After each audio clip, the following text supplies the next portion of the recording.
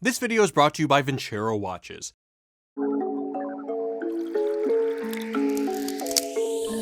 What's up guys, Jared here to talk about a movie that feels about as cheerful as living in 2020. Of course I mean Snowpiercer, Bong Joon-ho's 2013 film based on a 1982 French graphic novel that might mildly haunt your dreams unless you're really stoked about cockroach protein bars. At first glance, the film seems like a reasonable precursor to Bong's more recent grim meditation on income inequality in Parasite. But when some of the snow starts to melt away, you'll see there's so much more than meets the eye. At the core of Snowpiercer are two basic questions. One, is the system we live in inevitable? And two, if so, what should we do about it? And also something about ancient Roman law.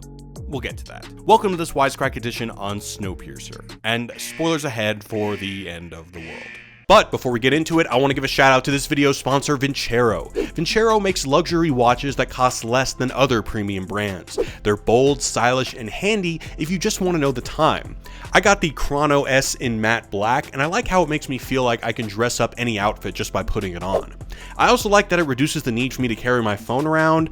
That's the point of a watch, but it's underrated these days. Vincero also makes bracelets and other accessories that could be a great gift. It's great for dads who are hard to shop for, and to personalize it, you can get a custom engraving. Vincero has over 21,000 5-star reviews, and right now they're having a site-wide sale, so you can get up to 20% off by going to vincerowatches.com/wisecracksale or by hitting the link in the description.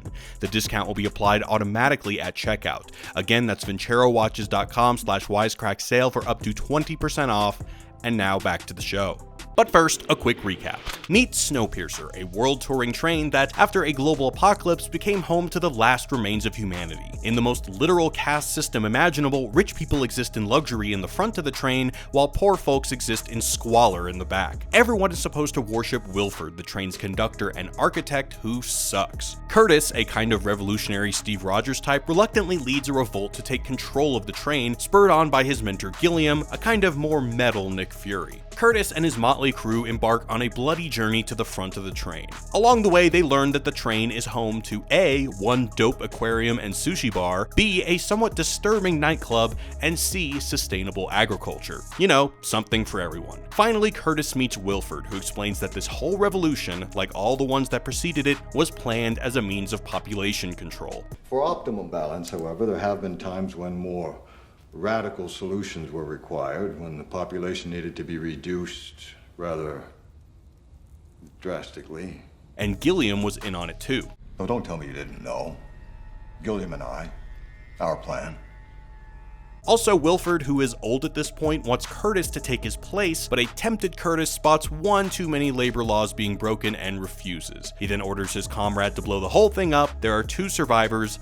The end. So let's just address the Milton Friedman-shaped elephant in the room. This movie, like a lot of Bong's work, is very much about capitalism. A group of people is divided into the haves and have-nots. Any resistance to this divide threatens to derail society, figuratively and literally, and also we're pretty sure the internships are unpaid. One of Snowpiercer's primary themes is how inevitable and natural this cruel system seems. It even comes complete with a whole semi-religion to perpetuate belief in itself. I belong to the front.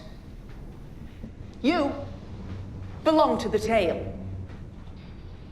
When the foot seeks the place of the head, a sacred line is crossed. And it's not just the social order that is treated as inescapable. For that matter, Wilford's perpetually moving train is treated as the only source of life itself. It's literally the only option. If we ever go outside the train, we all freeze and die. If the engine stops running, we'd all die. Here, any alternative to the status quo is literal suicide. While trains frequently symbolize modernity and progress, this train travels on an endless loop, making any semblance of progress illusory. It's literally just going around in circles. The inevitability of this train's caste system could be better understood with scholar Mark Fisher's writing on the concept of capitalist realism. As Fisher writes, capitalist realism is the widespread sense that not only is capitalism the only viable political and economic system, but also that it is now impossible even to imagine a coherent alternative to it. Basically, it's easier to imagine the literal apocalypse than it is to imagine the end of capitalism. In the capitalist realist framework, there's no escaping our relentless adherence to capitalism, no matter how brutal the effects might be. If that sounds a lot like Snowpiercer, scholar Jerry Canavan agrees, and he wrote a whole paper about it. Everything on the train exists under the guise of necessity. Those in power are merely trying to protect the collective, even if that means brutally hammering a guy's arm off to prove their dumb point. Of course, all the talk of order and preordained roles happens a bit differently in the real world, but the logic is the same. Curtis, everyone has their preordained position. And everyone is in their place except you. That's what people in the best place say to people in the worst place. Inequality, of course, is necessary for the economy to persist. Any tweakings of the free market will cause famine or end with gulags. As Fisher puts it, capitalist realism posits that any problem can be solved by the market. Much as economists have long championed the simple beauty of the law of supply and demand for distributing resources, those in charge of the train too champion the power of balance and order in feeding everyone. We must always strive for balance. Air, water, food supply, the population. Ultimately, the beauty of this so-called balance is incredibly ironic because in order to maintain it, the wealthy must orchestrate false revolutions as a means of depopulating the poor, just as casually as they eat sushi twice a year to control the fish population. This is only served twice in a year, in January and July. Why? Not enough fish? Oh, enough is not the criterion. Balance.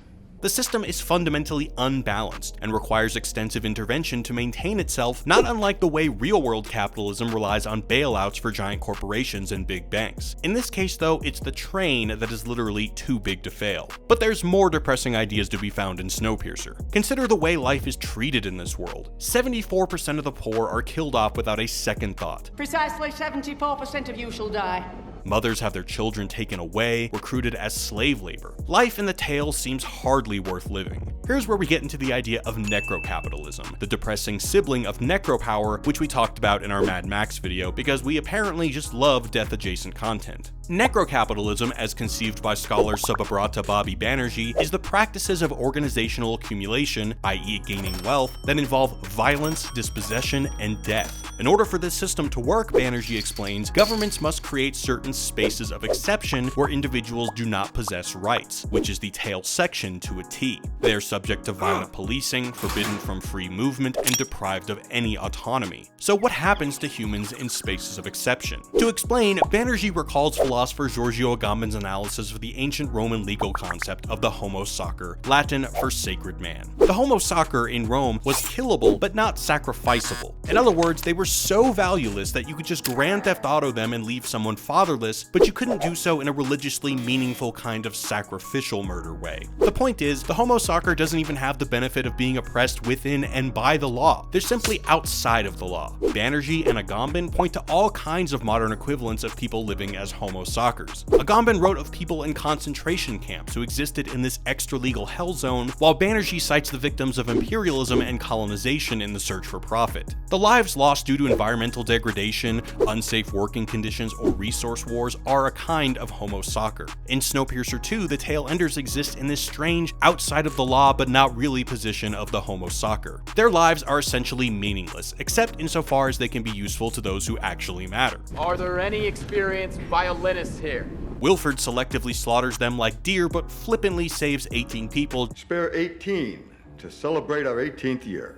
Just to show that he can because he's a douche canoe. Banerjee uses these ideas to posit that aspects of our economy are literally built on death and suffering, whether it be a worker who dies in a mining accident, a forest ecosystem that is plowed away to make room for a factory, or a mercenary soldier who kills for pay. If necropower is the politics of death, necrocapitalism is the economic system of death for profit.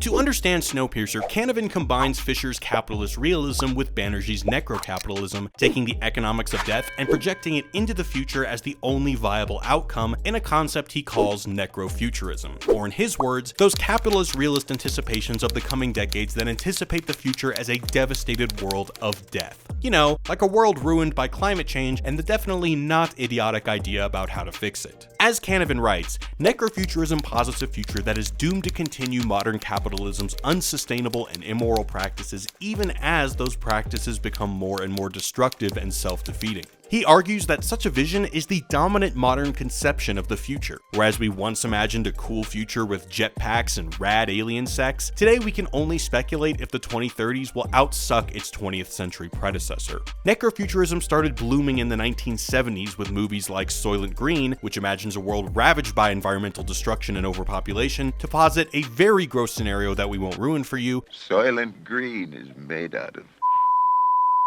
And The Sheep Look Up, which imagines an America so toxified by capitalist tendencies that the air is not safe to breathe. And oh, you have to pay up for some clean oxygen. Each story depicts capitalism as stupendously enduring, even as it leads to rampant death and destruction. Necrofuturism has become so ubiquitous now as to be arguably the primary form of futurism, seen everywhere from WALL-E to The Hunger Games to The Road to Westworld to Adventure Time.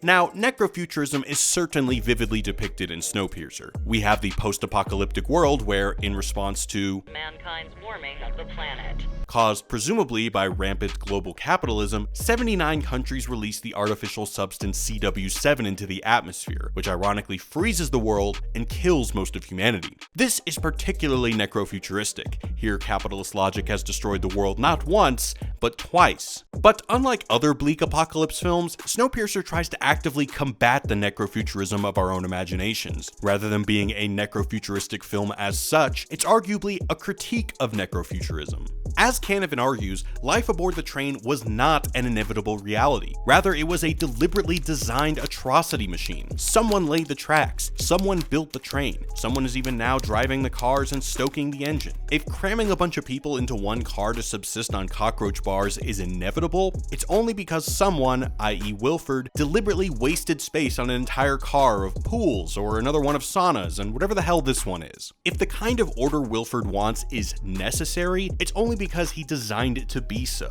The artificiality of the world is best demonstrated by the deliberate and intensive system of propaganda it necessitates. As seen in the classroom scene, such propaganda and Wilford worship is imperative to maintaining this arbitrary order, even among those more fortunate. This brings us to the end of the film, where Curtis has the option of inheriting Wilford's position, thus maintaining order and taking on his supposed preordained role. But he doesn't. Instead, he sacrifices his arm to save a child and instructs his friend to blow a hole in the train, which causes an avalanche that seems to kill almost everyone aboard. But was such destruction necessary? At the beginning of the film, Curtis promises his friends that when they take over the front of the train, things will be different. They will rule justly and fairly. We'll be different when we get there. Having seen what he's seen and learned that even the noble Gilliam is complicit in the train's brutal architecture, he appears to no longer harbor any such hope. Rather, in a fitting allegory for total revolution, Curtis ultimately decides that there is no better life to be had aboard this train, that the only escape is to tear it down entirely in the hopes that something new might spring out of it. And it does. Two so-called train babies survive and step onto solid land for the first time. As they wander out, there are two ways we can view this. One, these kids are literally screwed and potentially might be eaten by that cute polar bear. Or two, they're venturing out onto untouched snow to metaphorically construct a new world, a better, more compassionate mode of human existence. So, kind of hopeful against all odds? Rather than merely warning about a necro-capitalist future, the film offers important lessons on orienting revolutionaries, who Bong appears to more than just a little hope will rise up against the system he reviles. Most notably, the lesson that rebelling with people of different backgrounds and from different stations in life is critical for a revolution to succeed.